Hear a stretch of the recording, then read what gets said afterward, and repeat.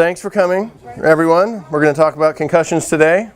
I have a lot of personal experience with this. It's a lot of fun, so if I forget my name throughout the talk, don't hold it against me. But no, it's a very serious topic, very serious topic. This is a really powerful quote for me. Any other injury doesn't take your life away, but concussions do, because it's a lasting effect. And the scary thing about them is that you can't see that you have a concussion. You can't look at somebody and say, oh, they have a concussion, because they look fine. But like somebody has a broken arm or something, you can tell they're hurt, but it's all in your head and it's not good.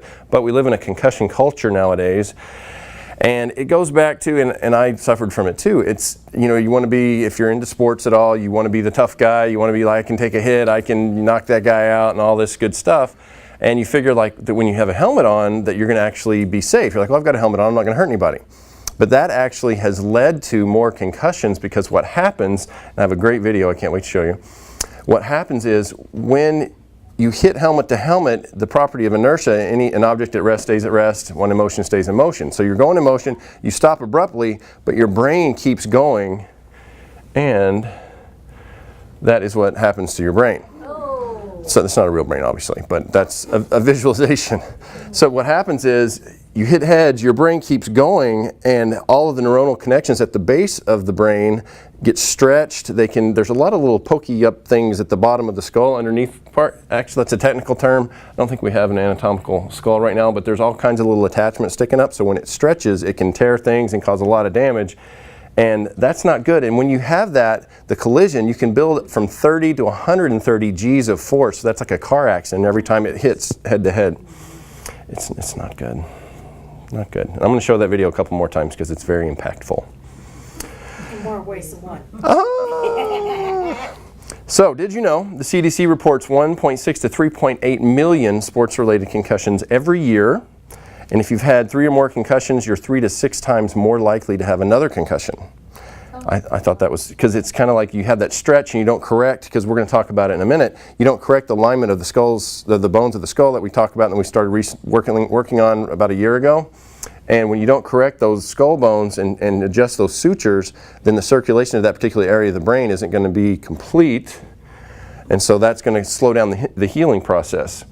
Concussions can impair the future ability to learn, and female athletes are 64% more likely to get concussions. And you'll see in a minute that one of the highest risk sports is cheerleading, which I thought, you know, some people are like, cheerleading's not a sport.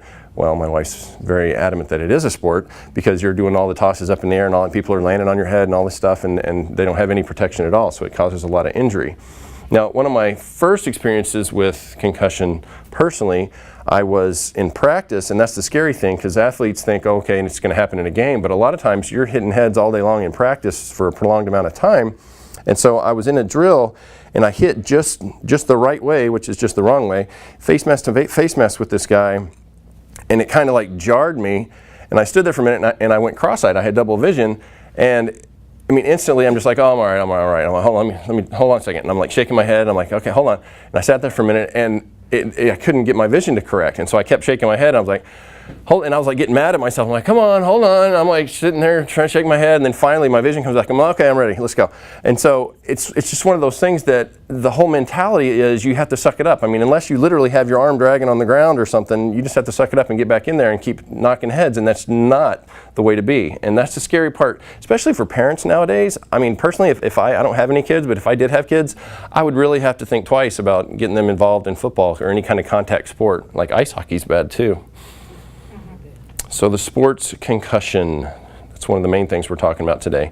And it's really sad too, because my wife is friends with Chie Smith, who, does anybody remember Steve Smith, the running back for the Raiders back in the day? Nobody remembers Steve Smith. He was a big star running back for the Raiders back during Howie Long's time. And he had multiple concussions, and now he suffers from ALS, and he can't even speak. He lays in a bed, blinks his eyes looking at a computer screen, and that's how he communicates. And they actually did a special on him on 60 Minutes, and that's one of the reasons that the NFL came out and had that huge $100 million settlement with the players for long-term damage from concussions, is because they didn't want to admit that, you know, they were just saying, well, you knew it was dangerous, so it's your fault. And they say, no, you don't stress enough how dangerous it is. And so they were actually about to run out of money because his wife, he has a hospital bed in his living room. He has the monitors and all this. She has to blend every meal for him, and it shows. She has her Facebook page. She'll have like all 3 or 4 meals blended out in little Tupperware things, and she's got them all in the kitchen, and it's all the green, healthy, super healthy meals, and she has to do that every single day. He can't, I mean, she's his nurse and has to do everything for him, and I mean, God bless her for doing it, but I mean, it's got to be really stressful, and it happens all the time, and people just don't realize it. A lot of times they don't even realize they've had a concussion. 41% of high school concussed athletes return to play too early because of the whole concussion culture where they're just like, I can go back in, put me back in the game, coach. You know, they won't even tell you if they don't really know who they are. They just want to get back in there and keep playing. And only 10% of players that have a concussion actually lose consciousness. That was really a big deal because a lot of people think, oh, well, if he got knocked out, then it's really serious, which is true. But there's a lot of times where you don't get knocked out and it's just as bad. And 100%, this scares my wife half to death, 100% of Alzheimer's patients have had a head injury. But I told her, well, not 100% of people that have head injuries have Alzheimer's. Right. It's like, so don't freak out too bad. I'm like, I still remember my name most of the time. Now, 47% of sports-related concussions, I could not believe this one. It actually came from my alma mater, the Vanderbilt Medical Center. It's found in athletes 12 to 15. So we've got these little kids running around in helmets that don't know what they're doing. Their brains aren't fully formed yet. The bones aren't even really hard yet. And they're running around smacking into people because they want to be like their hero on TV and Monday Night Football or whatever. And I mean, this is insane. It's just really scary. And we're going to go over some things that coaches can look for too, and parents as well, to make sure that their kid's okay, if they're acting kind of funny, and what's serious and what's just something they just need to look out for. So here are the sports that had the highest concussion rates, like I was talking about before. Ice hockey, football, wrestling, and cheerleading. Full contact cheerleading. Watch out. I remember my sister was at cheerleading camp in Dallas at SMU one year, probably back in the 80s, and a girl had fallen from the very top of this pyramid and she'd actually broken her neck, and they had to like take her by ambulance to the hospital. I mean, that's serious stuff. And 20 to 40% of people with concussions don't seek medical help because they either don't think it's a big deal, they're trying to tough it out, or they don't even realize they've had a concussion.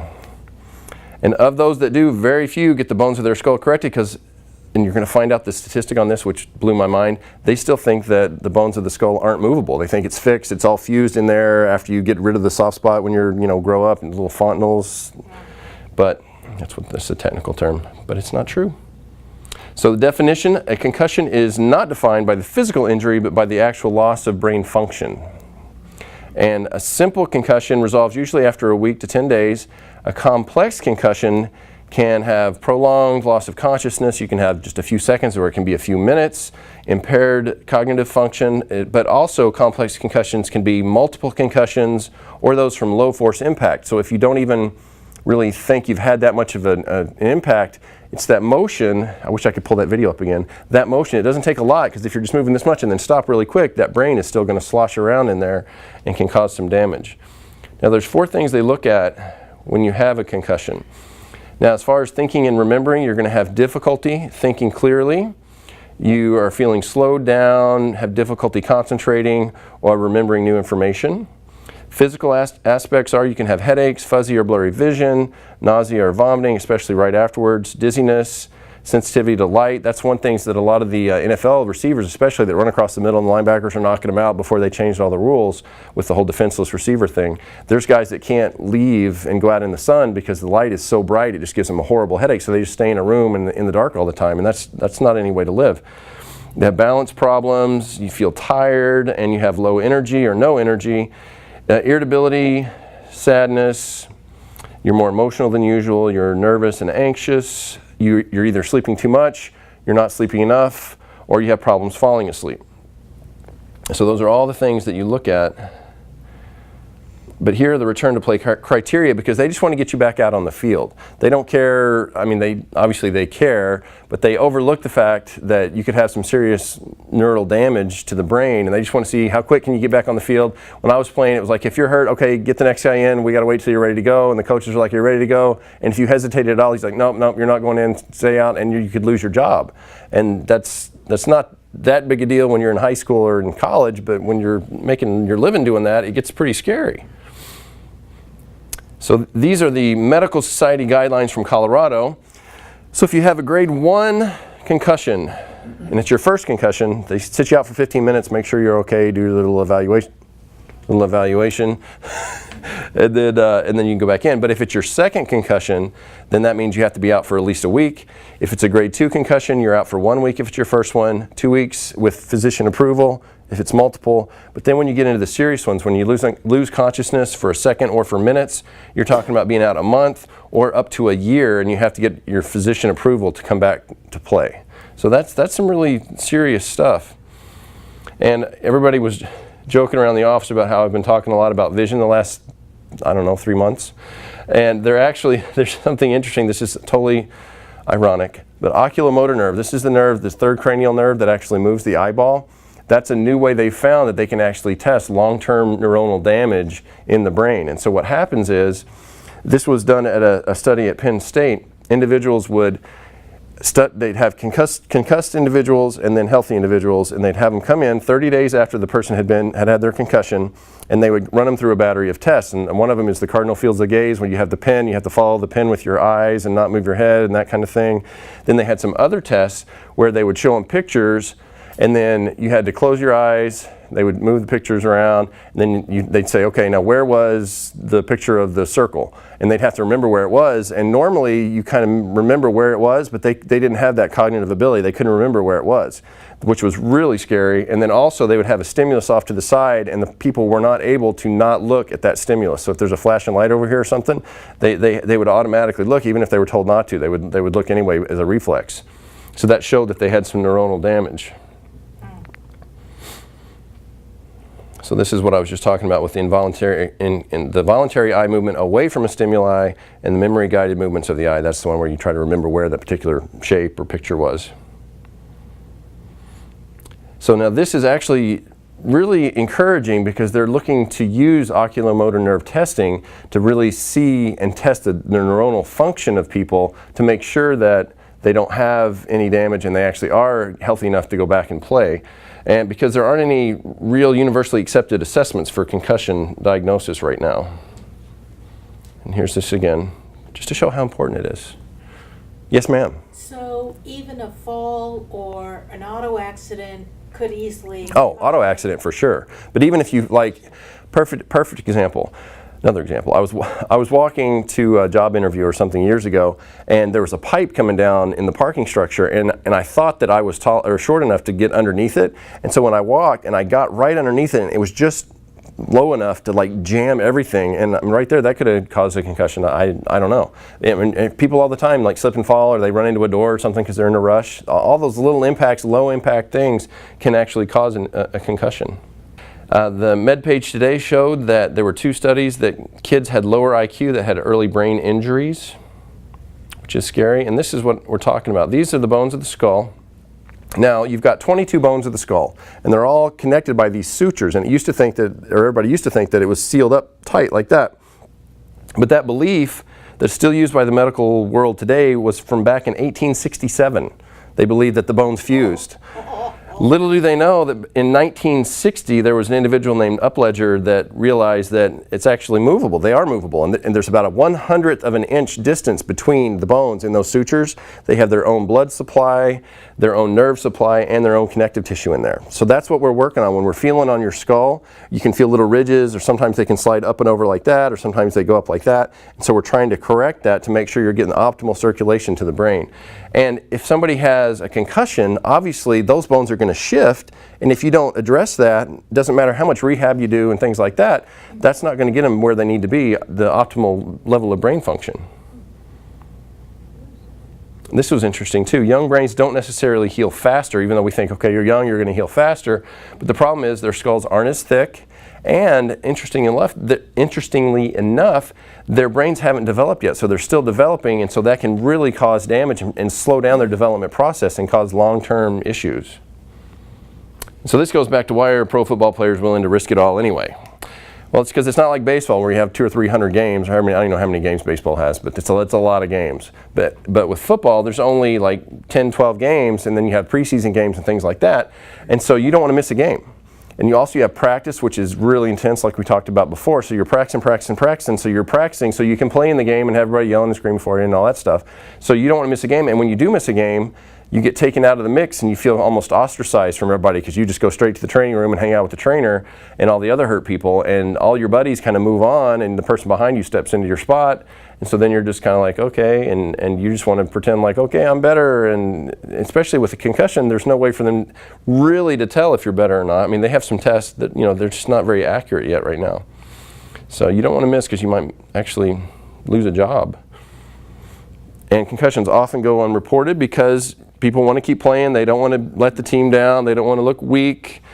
They're tagged as injury prone. That's a huge problem. The running back, McFadden, that was playing for the Raiders for a while, he had all kinds of injury problems. And so it's just like they're waiting for him to get hurt. And people talk about, oh, he's hurt. He's going to be hurt again. He's not reliable.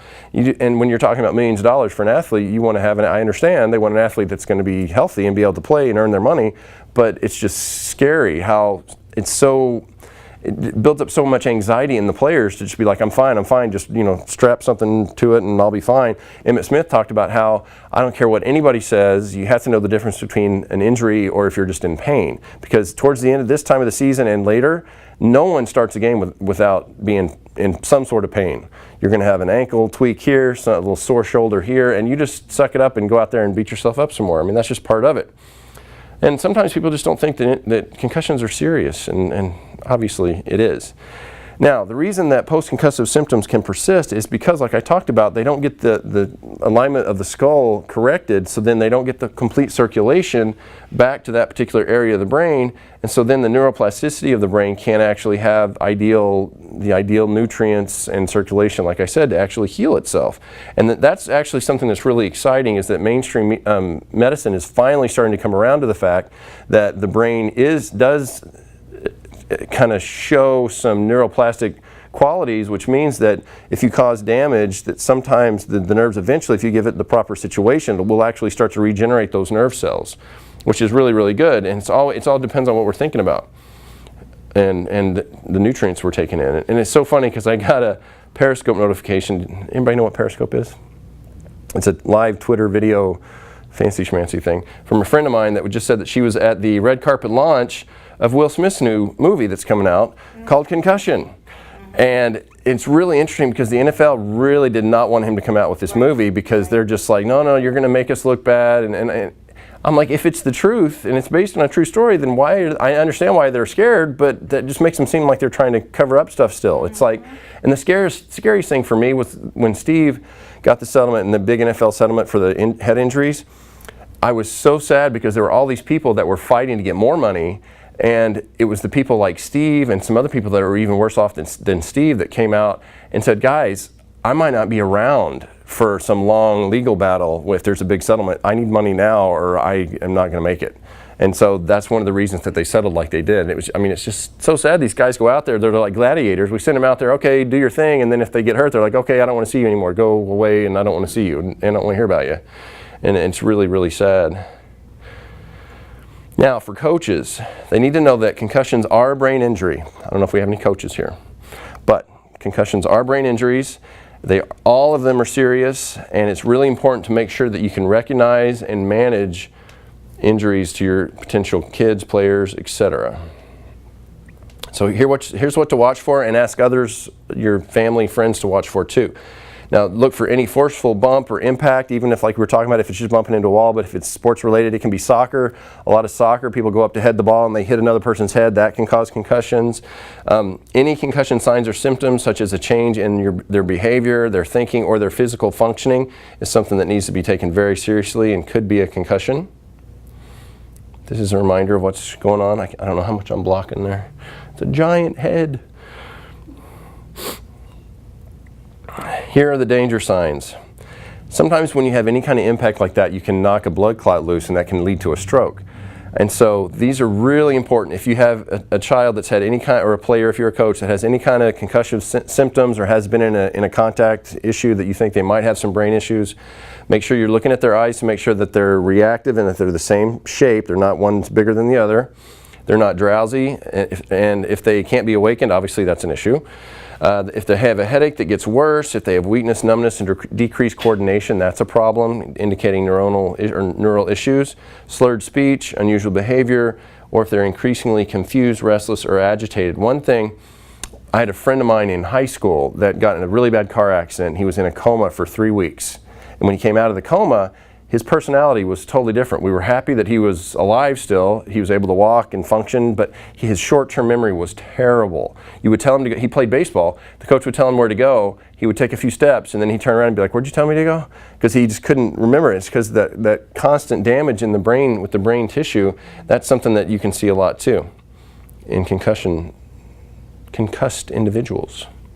So here's our solution. And this is based on cranial adjusting Turner style, which is what we do with the bones of the skull.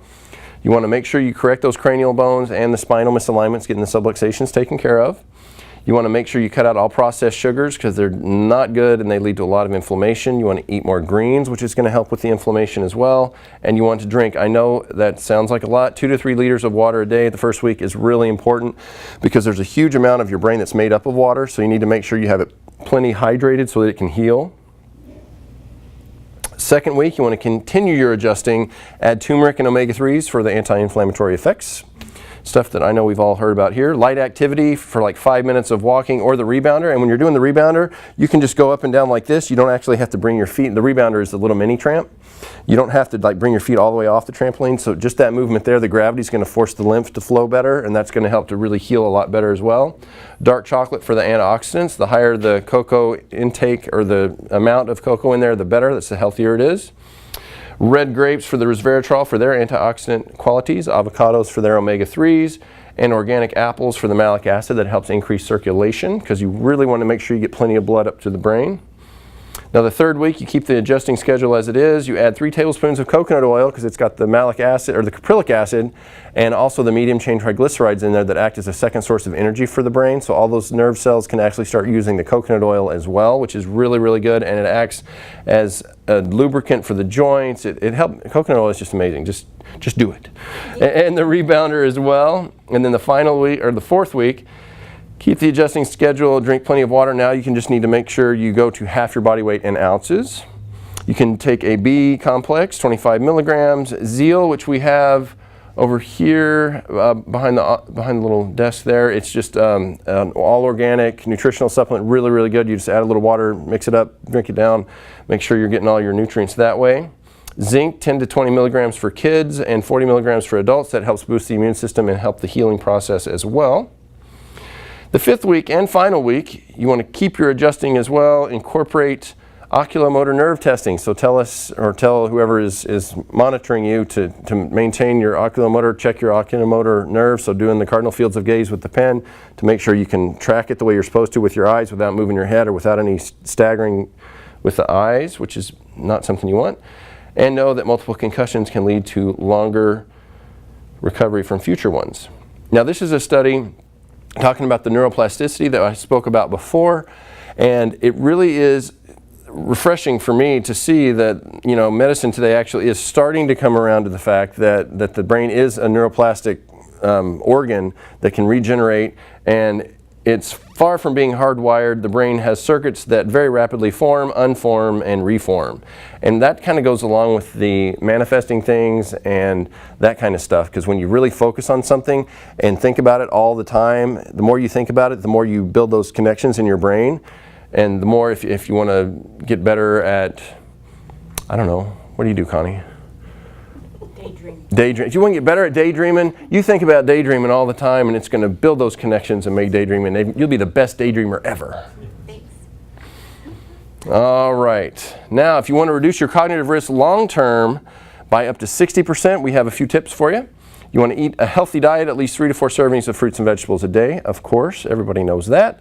You want to maintain a normal weight. You can just Google your height, and it'll tell you what your range for your normal weight.